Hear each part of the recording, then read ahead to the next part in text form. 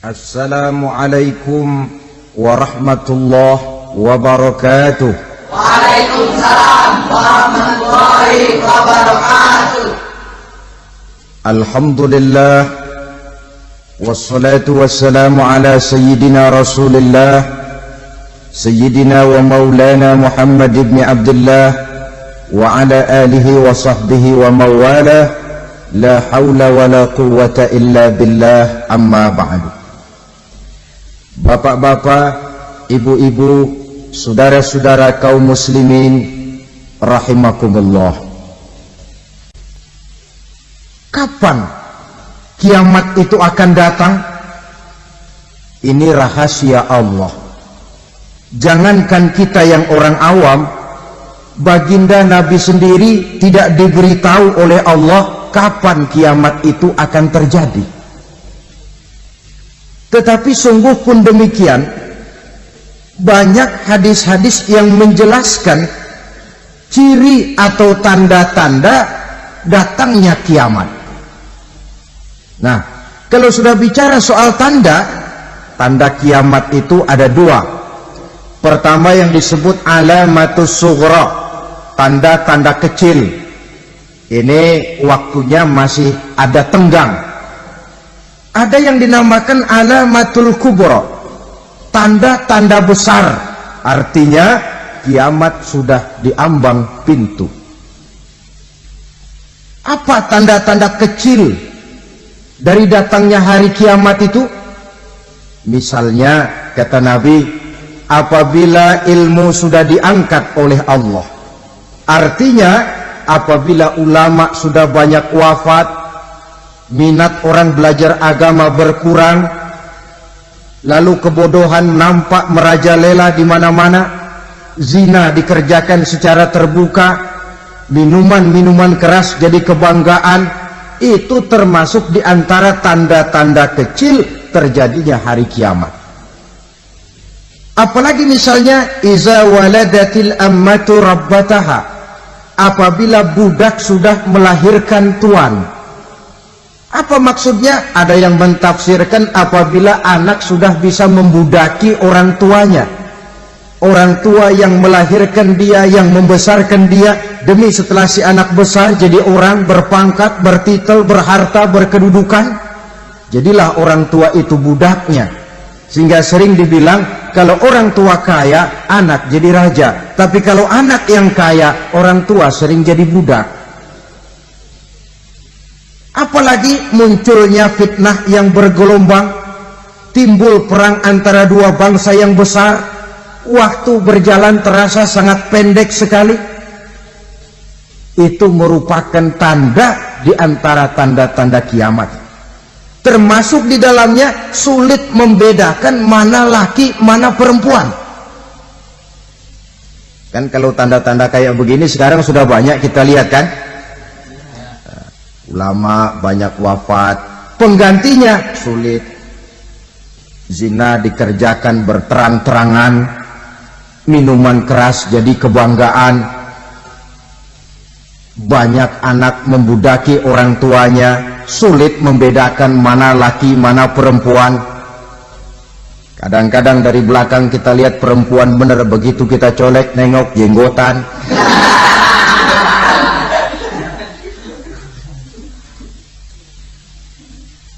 Ini termasuk tanda-tanda kecil, masih ada tenggang sampai akan terjadinya kiamat itu. Nah, yang dimaksud dengan tanda-tanda besar, ini tanda besar artinya kiamat sudah diambang pintu. Pertama, matahari terbit dari sebelah barat. Apabila matahari sudah terbit dari arah sebelah barat, tertutuplah sudah pintu taubat. Bersabda Nabi kita, la taqumus sa'atu hatta tatlu'a syamsu min maghribiha. Tidak akan datang hari kiamat sampai matahari terbit dari arah sebelah barat. Fa iza tala'at, manakala matahari telah terbit dari arah sebelah barat, wa ra'ahan nasu, manusia banyak menyaksikan itu, amanu ajma'un, mereka pun lalu beriman. yang tadinya kafir, yang tadinya ingkar, yang tadinya membangkang, setelah melihat matahari terbit dari sebelah barat, buru-buru beriman, berlomba-lomba mengucap 2 kalimat syahadat. Tapi apa yang terjadi? Kata Nabi, wadzalika hina la yanfa'u nafsan imanuha lam takun amanat min qabl. Hari itu adalah hari yang iman sudah tidak berguna lagi bagi seseorang apabila sebelumnya memang dia tidak pernah beriman. Au kasabat fi imaniha khaira, atau beriman tetapi tidak pernah melakukan kebajikan di dalam keimanannya itu. Hari yang sudah kasib, hari yang sudah terlambat, beriman tidak akan ada gunanya lagi. Ini pelajaran buat kita. Sebelum sang surya terbit dari sebelah barat, sebelum nafas sampai di tenggorokan, artinya pintu taubat masih terbuka. Kalau 2 hal itu sudah terwujud, nafas sudah sampai di kerongkongan atau matahari sudah terbit dari arah sebelah barat, tertutuplah sudah pintu taubat. Tak ada lagi gunanya pangkat, jabatan, harta, bahkan beriman pun dalam suasana macam itu too late, kata orang Kulon. Sudah terlambat. Matahari terbit dari arah sebelah barat, itu tanda besar, artinya kiamat sudah diambang pintu. Lalu apalagi tanda besar? Munculnya Dajjal. Dajjal artinya pendusta-pendusta yang menyesatkan manusia. Ada 2 macam Dajjal, saudara. Ada Dajjal kecil, ini Dajjal kelas teri.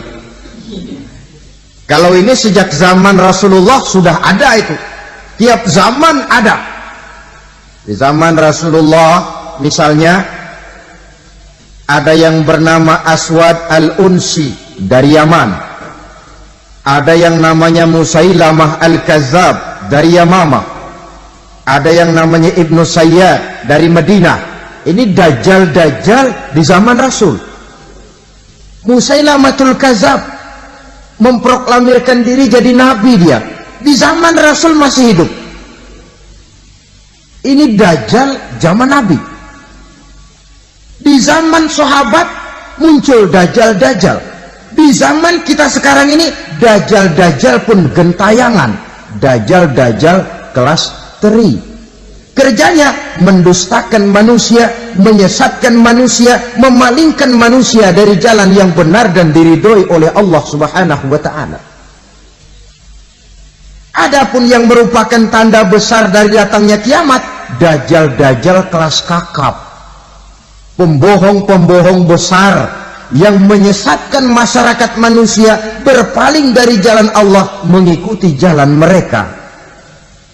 Apa sih ciri Dajjal itu? Kata Nabi dalam hadis Bukhari Muslim, inna Dajjala, sesungguhnya yang namanya Dajjal itu yakhruju, satu saat akan muncul mendekati hari kiamat.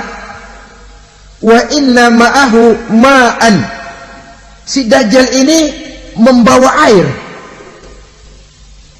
wa naran, dan juga membawa api.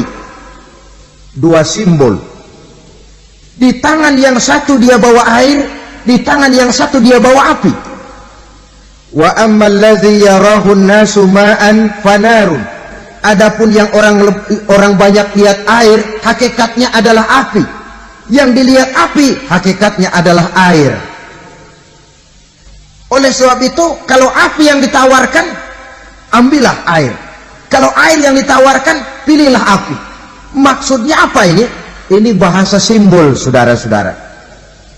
Dajjal bicaranya seolah-olah untuk kepentingan manusia, menawarkan surga. Surga yang dia tawarkan hakikatnya neraka. Hai manusia, kalau kau mau bahagia, jangan dekat-dekat dengan agama. Sholat itu tidak efektif dan efisien, tidak produktif dari segi ekonomi itu. Menghadiri majelis taklim cuma buang-buang waktu. Tahajud, tasbih, tahlil, baca Quran, apa itu? Pekerjaan mubazir saja. Hidup ini cuma sekali, masa yang cuma sekali, manfaatkan dengan sebaik-baiknya. Mumpung, dibawanya sifat mumpung tetapi dalam pengertian yang sangat negatif. Bicaranya seolah-olah untuk kepentingan manusia, tetapi sebenarnya menjerumuskan manusia. Menawarkan air tapi sebenarnya api, menawarkan api tapi hakikatnya air. Buat apa kamu sholat? Buat apa kamu bayar zakat? Buat apa kamu puasa? Surga yang dicanangkan Dajjal hakikatnya neraka. Neraka yang digambarkan Dajjal pada dasarnya adalah surga. Jadi memutarbalikkan fakta itu kerjaan Dajjal. Yang hak jadi batil, yang batil dibilang hak, yang benar jadi salah, yang salah malah jadi benar. Tuntunan disuruh jadi tontonan, tontonan malah menjadi tuntunan. Itu pekerjaan Dajjal profesinya. Zamannya Nabi Adam, Dajjalnya kan iblis. Betul? Betul. Apa sih dan kerayuan iblis itu? Allah setelah menciptakan Nabi Adam kan bilang, Adam, kau dan istrimu Hawa tinggal di surga ini. Seluruh fasilitas yang ada di surga persilahkan kau nikmati. Satu yang tidak boleh, jangan coba-coba dekati pohon khuldi. Dekat saja jangan, apalagi sampai memetiknya. Datang Dajjal yang namanya iblis ini. Adam, kamu tahu nggak kenapa tidak boleh makan buah khuldi? Ya nggak tahu, pokoknya saya dilarang. Bodoh kamu, Dam. Khuldun artinya kekal. Kalau kamu makan itu buah, kau akan kekal di surga buat selamanya. Allah tidak kepengen, maka dilarang kamu makan buah khuldi. Kalau kau ingin kekal di surga, Adam, makan saja. Saya bicara begini ini untuk kepentingan kamu, Adam. Ini kan ciri-ciri Dajjal. Bicaranya sih seolah-olah untuk kepentingan Nabi Adam, hakikat sebenarnya menjerumuskan Nabi Adam supaya ingkar dan melanggar larangan dari Allah Subhanahu wa ta'ala. Jadi setelah muncul Dajjal, timbul kekacauan-kekacauan di masyarakat. Banyak yang terpengaruh, terpedaya dan terpesona. Termasuk mereka yang memproklamirkan diri jadi nabi, mereka yang memproklamirkan diri jadi rasul di zaman sesudah Rasulullah wafat. Itu adalah Dajjal-Dajjal. Maka saya ingatkan, kalau di zaman kita sekarang ini ada orang ngaku jadi nabi, ada orang ngaku jadi rasul, biar bahasa Arabnya kental, Quran hafal, hadis ribuan hadis hafal, biar pakai serban sampai menyengser ke tanah, bahasa Arabnya fasih, tapi dia mengaku jadi nabi, jadi rasul, kita umat Islam wajib tidak percaya. Wajib untuk tidak percaya. Itulah Dajjal-Dajjal zaman kita sekarang ini. Tidak mustahil mereka datang mempengaruhi orang-orang awam supaya berpaling dari Rasulullah, mengikuti mereka. Nah, di akhir zaman nanti, mendekati hari kiamat, Dajjal ini muncul. Dajjal kelas kakap, menyesatkan masyarakat manusia untuk berpaling dari Islam, mengikuti seruan mereka. Apalagi di antara datangnya kiamat itu, tanda yang besar itu, turunnya Nabiullah Isa Al-Masih, putra Maryam. Menurut berbagai hadis yang sahih, Nabi Isa Al-Masih nanti akan turun lagi. Tidak membawa risalah yang baru, tapi meluruskan risalah Islam ini yang telah banyak ditinggalkan oleh masyarakat. Bahkan ada hadis menjelaskan beliau akan membunuh Nabi, mematahkan kayu-kayu salib, lalu melaksanakan haji dan umrah mengikuti syariat Nabi Muhammad, bukan membawa agama baru. Menjadi semacam mujaddid, reformer, menyelamatkan manusia dari bisikan Dajjal. Bahkan ada riwayat yang menjelaskan bahwa Nabi Isa berhasil mengalahkan Dajjal, mengembalikan masyarakat manusia kembali kepada ajaran Islam yang datang dari Allah, dibawa oleh Rasulullah Sallallahu Alaihi Wasallam.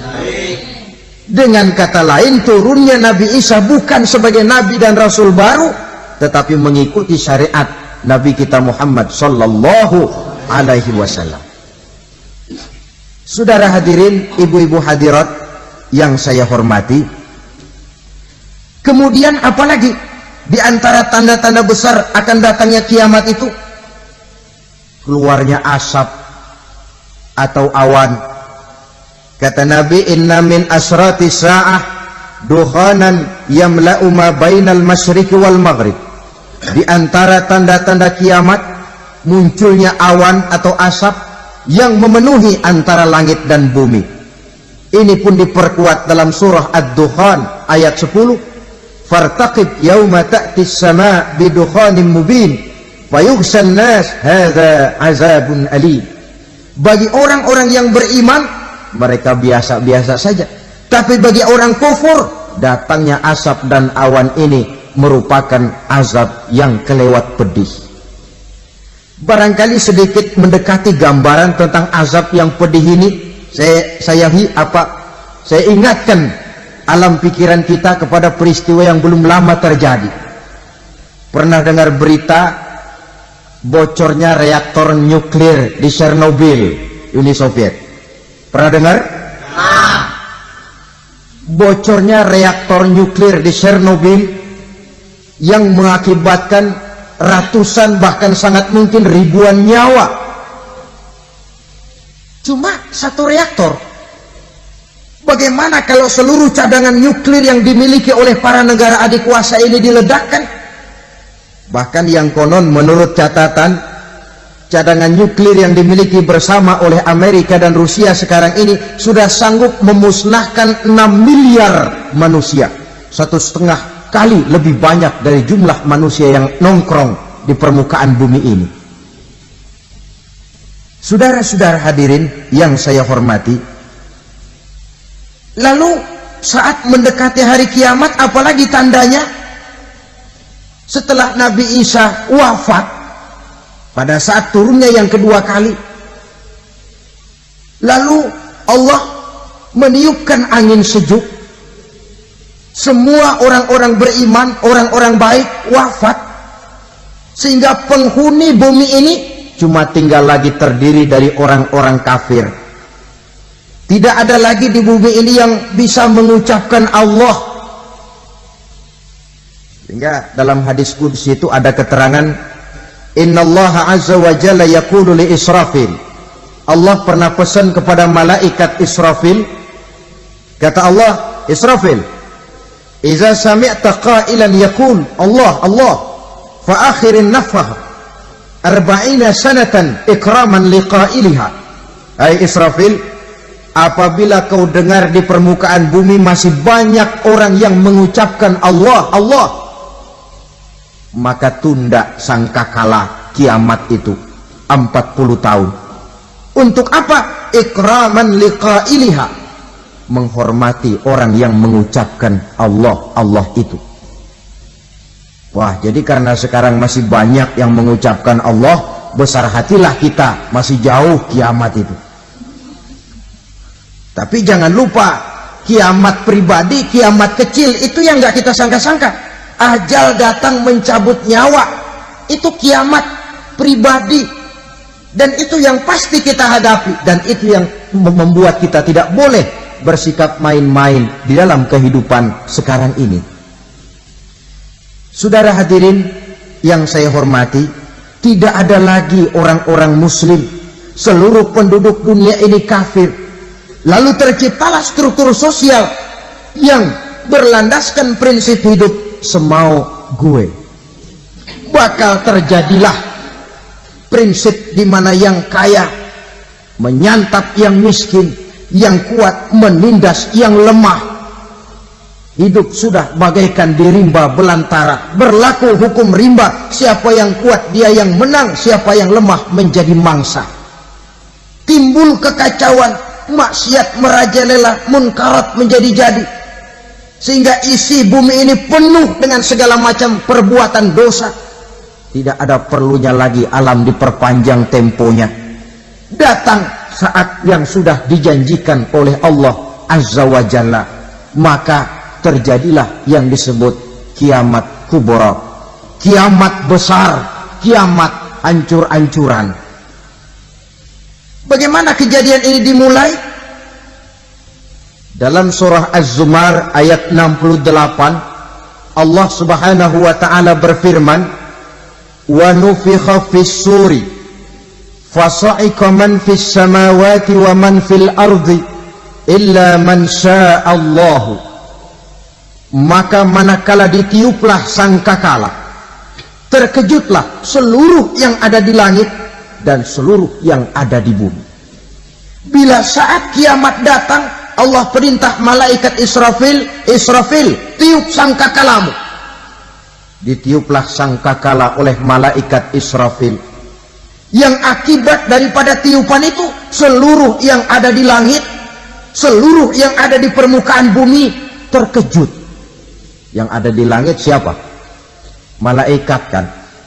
Bayangin aja kalau malaikat kaget, apalagi kita. Terkejut seluruh makhluk yang ada di bumi, yang ada di langit mendengar suara sangkakala itu. Bunyinya tidak sanggup kita bayangkan dahsyatnya. Ledakan nuklir, ledakan neutron, belum apa-apa ketimbang bunyi sangkakala malaikat Israfil ini. Nah, lalu mendengar bunyi sangkakala ini, gemparlah makhluk, kacaulah alam. Bumi gempa, planet-planet bertabrakan, gunung meletus, air laut tumpah ke darat, angin topan bertiup, halilintar menyambar. Lalu semua yang bernama hidup mati total. Mati bareng tanpa persiapan. La haula wala quwata illa billah. Saya kadang-kadang dalam tafakur bermohon, ya Allah, mudah-mudahan saya nggak nemuin kiamat beneran. Ngeri, nggak bisa kita bayangkan macam apa suasana seperti itu. Allah saja banyak memberikan gambaran, misalnya Al-Qari'ah, wa mal qari'ah, wa ma adraka mal qari'ah. Kejadian yang menggemparkan. Tahukah kamu apa kejadian yang menggemparkan itu? Yauma yakunun nasu kal farasil mabsus wa takunul jibalu kal ihnil manfus. Pada saat itu manusia berterbangan bagai kupu-kupu, gunung berterbangan seperti kapas ditiup angin. Gunung saja macam kapas, konon lagi manusia. Kematian total, mulai semut sampai gajah mati, jin mati, iblis mati, malaikat mati. Malaikat saja mati. Saudara hadirin yang saya hormati, kematian total yang tanpa persiapan. Orang bilang, Pak, kalau mati bareng begitu yang repot malaikat maut dong ya. Cabut sana, cabut sini. Itu kalau menurut logika kita, mestinya begitu menurut logika. Tapi logika juga yang bilang nggak perlu serepot itu. Sebab untuk mematikan listrik di wilayah DKI, di wilayah Jakarta, nggak perlu tiap rumah didatengin matiin, ya lama. Cukup dari kantor pusatnya saja PLN, tekan satu tombol, gelaplah seluruh Jakarta. Saudara hadirin yang saya hormati, kematian total. Lalu setelah kematian total, planet-planet juga mati, dalam arti tidak bergerak dan beredar. Angin mati, dalam arti tidak bertiup. Air mati, dalam arti tidak ada riak gelombang. Pokoknya semua mati. Kullu nafsin za'iqatul maut, semua yang bernafas mati.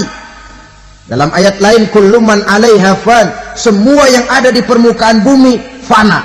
Yang kekal cuma Allah Subhanahu wa ta'ala. Yang paling belakang mati malaikat maut dan malaikat Israfil. Tapi mati juga sesuai dengan janji Allah. Menurut hadis Bukhari Muslim dari Abi Hurairah, masa tenggang waktu antara kematian total pada tiupan sangkakala pertama dengan proses kebangkitan pada tiupan sangkakala kedua 40 lamanya. Tidak dijelaskan oleh Abi Hurairah 40 jam, apa 40 hari, apa 40 tahun. Hadis-hadis cuma menyebutkan 40 saja. Sunyi alam yang tinggal cuma Allah saja lagi. Ketika itu Allah berseru-seru, katanya, limanil mulkul yauma, siapa para penguasa hari ini? Mana itu raja-raja dan penguasa yang dulu mengaku jadi Tuhan? Fir'aun, mana Fir'aun sekarang?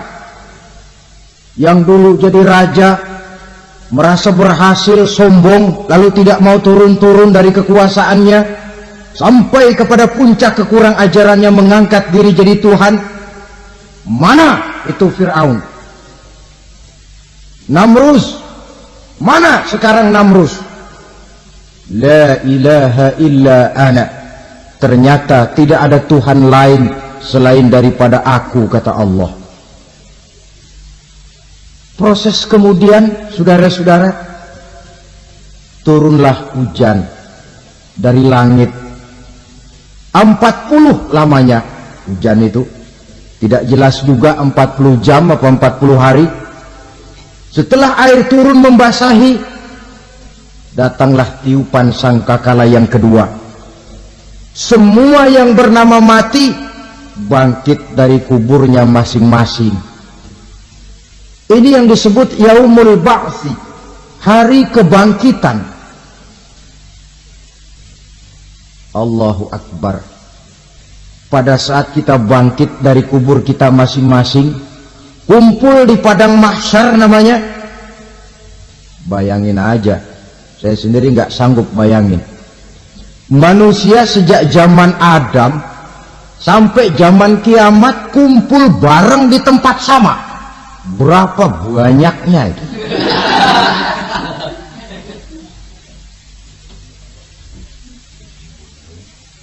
Dan yang luar biasa menurut satu riwayat, pada saat bangkit itu, Masya Allah, roman muka kita berubah,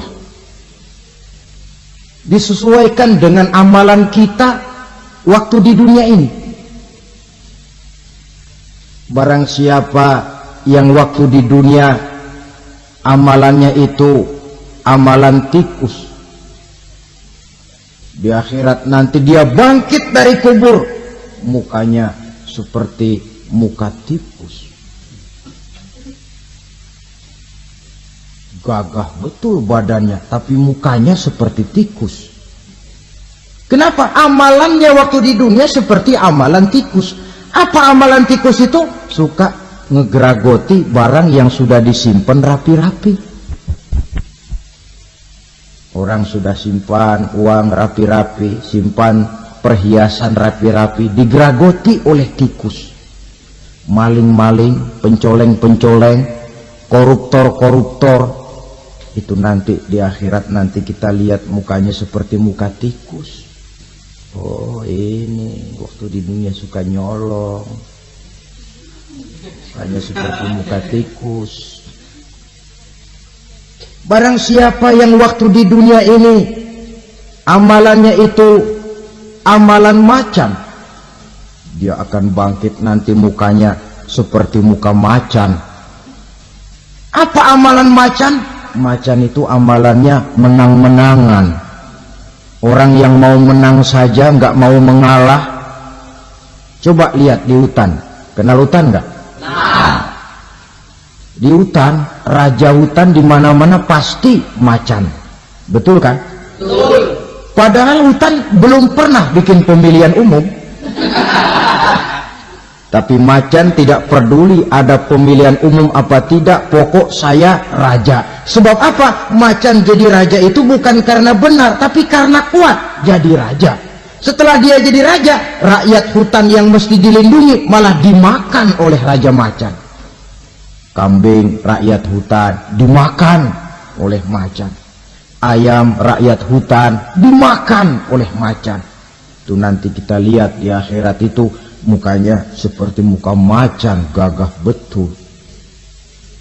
Lalu barang siapa yang di dunia ini amalannya itu seperti amalan anjing, nanti dia punya muka seperti muka anjing. Apa amalan anjing? Pertama, anjing itu kalau disuruh jaga rumah, dia tidak bisa membedakan mana maling, mana tamu. Biar yang datang maling, kalau bawa tulang, anjing kalem. Yang kedua, anjing itu akan setia kepada siapa saja yang memberinya roti. Siapa yang memberinya roti, itulah majikannya. Apa kata majikannya, pasti dia laksanakan. Soal benar atau salah, dia tidak peduli. Setelah anjing dapat roti, dia tidak punya pilihan lain kecuali bilang, abdi mah kumaha juragan wae ayeuna mah.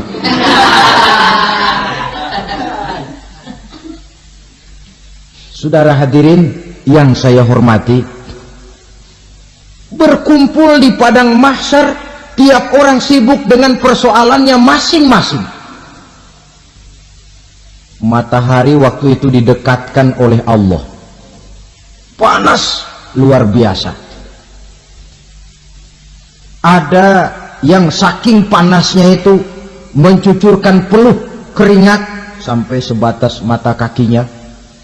Ada yang keringatnya sampai sedengkulnya, ada yang keringatnya sampai sepusatnya, ada yang keringatnya mengalir sampai sebahunya, ada yang kelelap oleh keringatnya sendiri, sementara orang di sampingnya nggak apa-apa.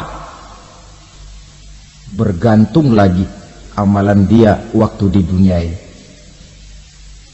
Saudara-saudara, sebagian orang dalam kepanikan padang mahsyar berombong-rombong datang mereka menghadap Nabi Adam. Ya Adam, anta abal bashar. Hai Adam, Tuhan adalah bapak moyang manusia. Kami sebentar lagi akan disidang, dimintakan pertanggungan jawab. Tolonglah kami, hai Adam.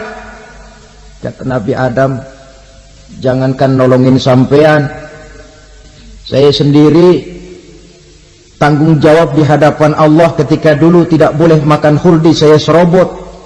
Sudahlah, urus diri masing-masing saja, nafsi-nafsi. Begitu kata Nabi Nuh, begitu kata Nabi Ibrahim. Tiap orang bertanggung jawab sendiri-sendiri. Ketika itulah saudara-saudara, nikmatnya menjadi umat Nabi besar Muhammad sallallahu alaihi wasallam. Sebab apa? Walaupun menurut abjad kita ini umat paling belakang, kan paling belakang kita ini toh, karena Nabi Muhammad adalah Nabi akhir, tapi akan dihisab lebih dulu, lewat di atas sirat lebih dulu, masuk surga lebih dahulu ketimbang umat-umat belakangan. Ketika Rasul mendekati ajal, beliau tanyakan itu kepada malaikat Jibril. Malaikat Jibril berkata, Muhammad jangan khawatir, Allah sudah berjanji, inni haramtul jannata ala sairil anbiya hatta tadkhulaha anta wa haramtuha ala sairil umami hatta tadkhulaha ummatuka. Surga aku haramkan buat seluruh nabi kecuali kalau engkau Muhammad sudah masuk ke dalamnya, dan surga aku haramkan buat seluruh umat kecuali kalau umatmu Muhammad sudah masuk ke dalamnya. Logikanya, walaupun menurut abjad kita umat paling belakang, bakal dihisab paling dulu, lewat di atas sirat paling dulu, masuk surga paling dulu, kalau mampir ke neraka juga paling ya resiko. Jangan mau enaknya aja paling dulu. Saudara hadirin yang saya hormati, setelah masa kebangkitan itu jangan dikira begitu bangkit langsung diperiksa, masih menunggu menanti ribuan tahun perhitungan padang mahsyar untuk sampai kepada proses yang disebut yaumul hisab, hari perhitungan. Seorang demi seorang bakal dipanggil. Bayangkan saja, kita se-RT saja di absen, kadang-kadang perlu waktu lama. Ini manusia sejak zaman Nabi Adam sampai datang hari kiamat, satu demi satu disidang di hadapan Qadhi Rabbul Jalil. Status sosial copot sudah waktu itu. Yang pernah jadi hartawan di situ tidak lagi kelihatan kehartawanannya. Yang pernah jadi jenderal tidak lagi dipanggil jenderalnya. Yang ustadz tidak lagi dipanggil al-mukarramnya. Seluruh status sosial selesai. Dipanggillah kita seorang demi seorang menghadap Qadhi Rabbul Jalil. Bagaimana proses penghisaban itu? Pertama proses tanya jawab. Di antaranya ada hadis menyatakan lan tazula qadama 'abdin yaumal qiyamah hatta yus'ala an arba'i khisalin. Besok di hari kiamat tidak akan bergeser telapak kaki seorang hamba sampai dia ditanya lebih dulu tentang 4 persoalan. Tentang ilmunya. Kemana ilmu itu diamalkan? Tentang umurnya. Di mana umur itu dihabiskan? Tentang masa mudanya. Kemana masa muda itu dipakai? Tentang hartanya. Dari mana harta itu didapat dan kemana harta itu dibelanjakan. Ini termasuk proses tanya jawab. Jadi kalau istilah pengadilan dunia, nama Fulan bin Fulan. Kamu waktu di dunia diberikan umur panjang untuk apa? Pernah mengalami masa muda, kemana kau habiskan masa remajamu? Kau diamanahkan ilmu, dengan apa ilmumu kau amalkan? Kau diberikan harta, dari mana harta kau dapat, kemana kau belanjakan?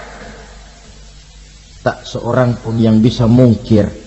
Sebab apa? Dikala itu yang menjadi saksi bukan orang.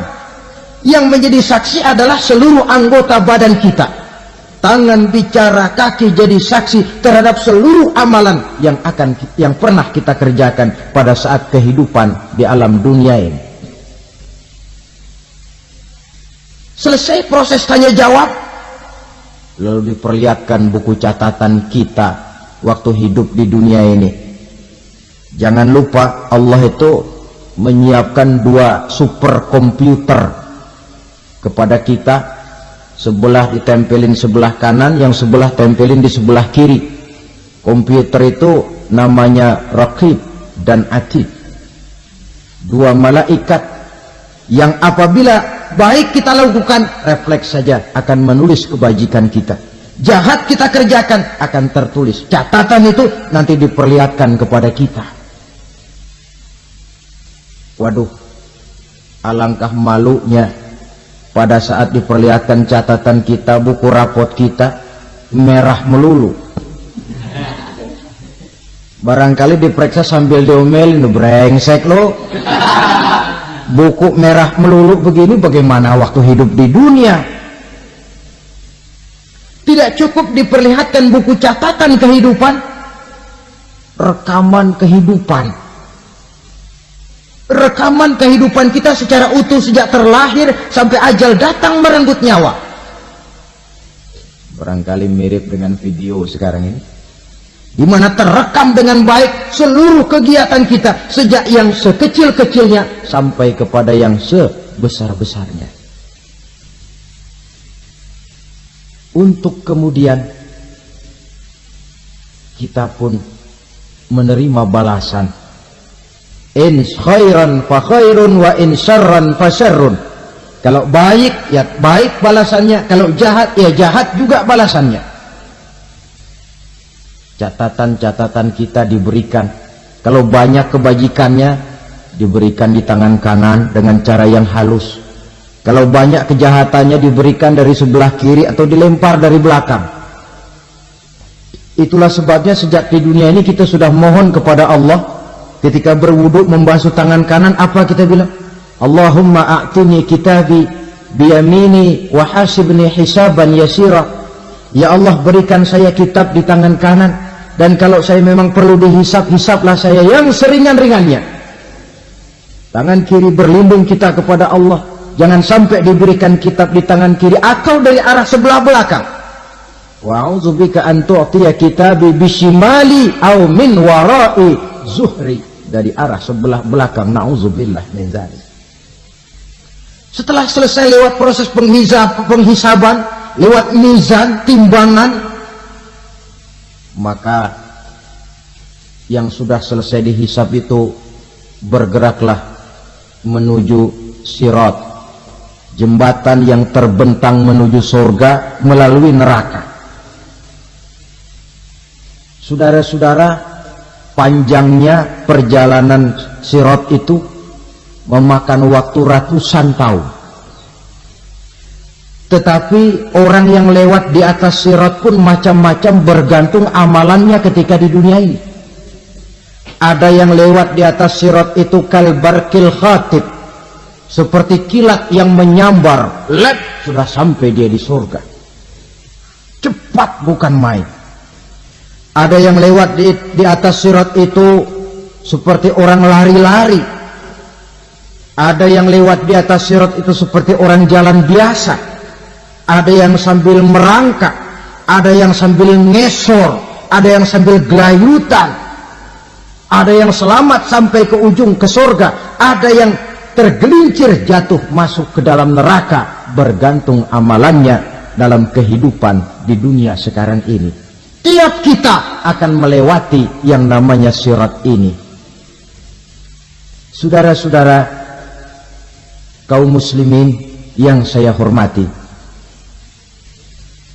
dengan demikian mereka yang selamat melalui sirat sampai ke terminal akhir surga, mereka yang ketika dihisab ternyata banyak kejahatannya daripada kebaikannya, mereka singgah di dalam neraka. Nah, adapun orang-orang yang beriman menurut ayat Quran dan hadis Nabi itu nanti ada bermacam-macam. Ada orang beriman itu yang dimasukkan surga. Ada orang beriman itu yang dimasukkan ke dalam surga. Ada orang beriman itu yang disebut penduduk surga.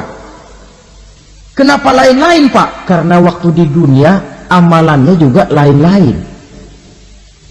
Ada orang beriman yang masuk surga. Ini paling murah tiketnya. Mau masuk surga? Kata Nabi begini, ma min abdin qala la ilaha illallah thumma mata ala dhalik illa dakhalal jannah.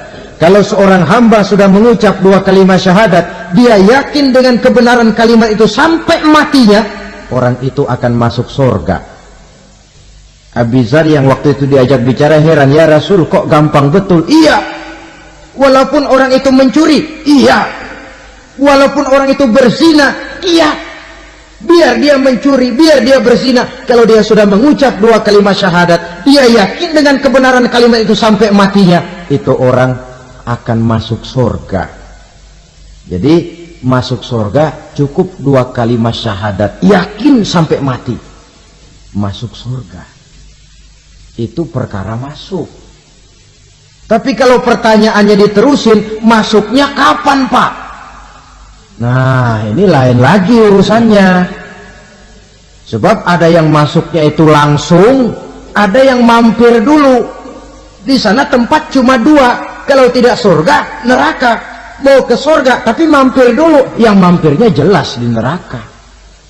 Kenapa? Dalam hadis qudsi ada riwayat, nanti itu di akhirat, setelah Allah selesai mengatur penduduk surga masuk surga, yang neraka masuk neraka, Allah berkata kepada malaikat Malik, malaikat Malik, labaik ya Allah, itu bajingan-bajingan tengik, manusia-manusia durjana yang waktu di dunia tidak mau sujud, jauh dari ulama, gemar melakukan yang munkarat dan maksiat, hidup di tengah masyarakat selalu jadi bibit keonaran, kufur, sudah masuk neraka semua.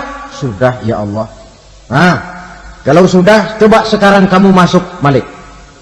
Saya, iya, masuk neraka. Mau apa ya Allah? Kata Allah, akhriju minan nar man kana fi qalbihi misqala habatin min khardalin min iman. Kau masuk neraka, cari di dalam neraka orang-orang yang ada imannya walaupun kecil sebesar biji zarah, angkat mereka keluar. Masuk malaikat Malik ke neraka. Cari orang yang ada imannya, korek-korek. Ya repot, udah pada gosong. Yang ada imannya diangkat ke atas, yang ada imannya diangkat ke atas. Lalu dimandikan di Nahrul Hayat, namanya sungai kehidupan di akhirat nanti. Cakep lagi rupanya, bersih lagi wajahnya, apel di hadapan Allah. Kata Allah, bagaimana mas? Kapok nggak sampean? Kapok ya Allah. Nah, kalau kapok, idhab fadkhulil jannah, pergi masuk surga sana. Berangkat mereka ke surga, ketemu sama teman-temannya yang udah sampai lebih dulu, yang nggak pakai mampir lagi. Terjadi dialog. Kata teman-temannya yang udah pada nyampe duluan, mas, iya, emang baru sampai? Saya baru sampai. Memang mampir di mana dulu mas? Kita sudah lama sampai di surga. Saudara buka surah Al-Muddatsir ayat 34-35. Ma salakakum fis saqar? Kenapa kamu mampir di neraka Saqar? Qalu lam nakum minal musallin. Mereka menjawab, kami mampir di neraka Saqar mas, gara-gara dulunya kami waktu di dunia tidak pernah sholat. Tidak pernah sholat? Tidak pernah. Karena rumahnya dekat masjid, cuma dekat doang mas. Sholat mah enggak saya. Enggak pernah ngasih makan fakir miskin, enggak pernah hadir di majelis taklim, pendeknya enggak pernah melakukan kebajikan. Maka saya pun mampir di neraka Saqar. Untung betul saya punya iman mas, sedikit. Waktu hidup di dunia dulu saya pernah mengucap 2 kalimat syahadat. Sekali-kalinya waktu mau kawin. Masya Allah. Untung saja kawin, kalau nggak kawin polos.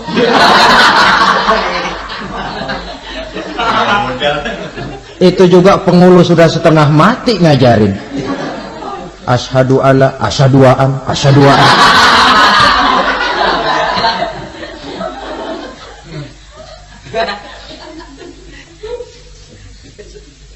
Ini namanya masuk surga, ada mampir dulu.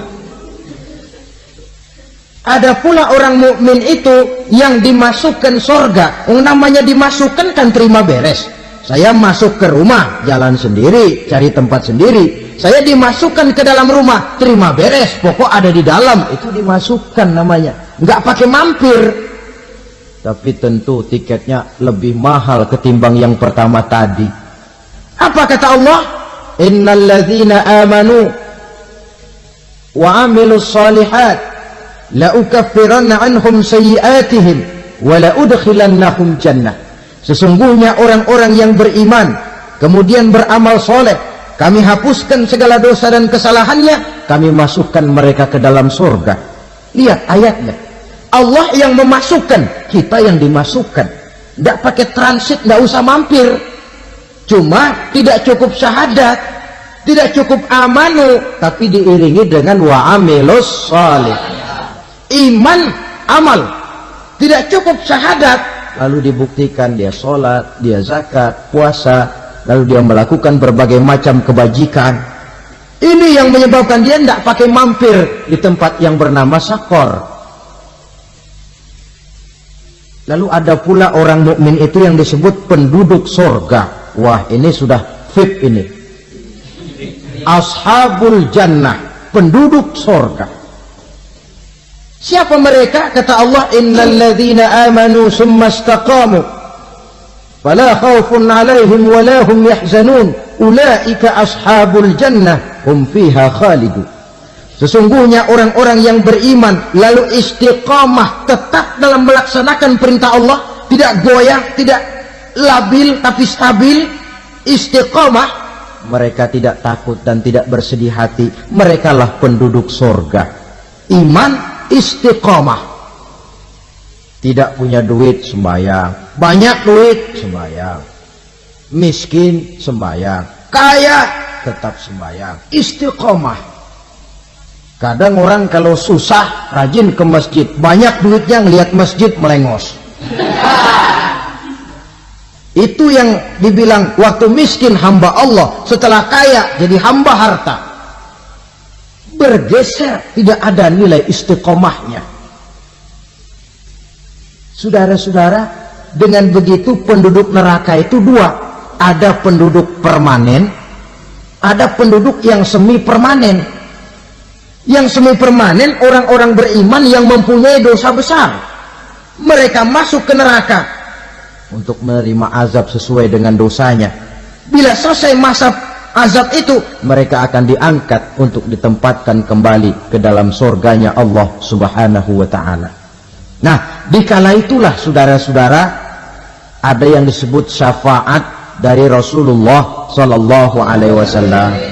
Tapi tentu jangan lupa, syafaat ini ibarat kain menambal dia.